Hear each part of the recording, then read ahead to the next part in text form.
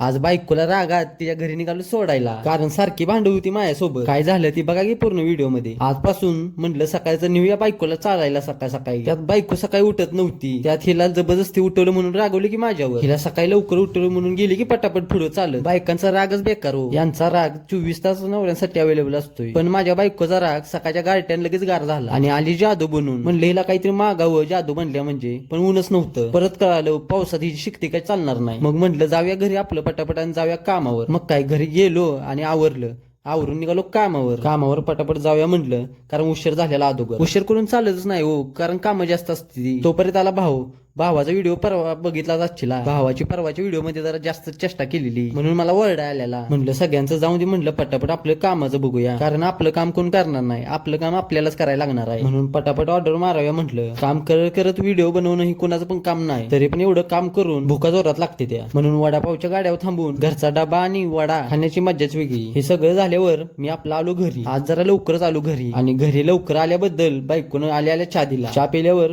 म्हणलं भेटूया आता उद्याच्या ब्लॉग मध्ये.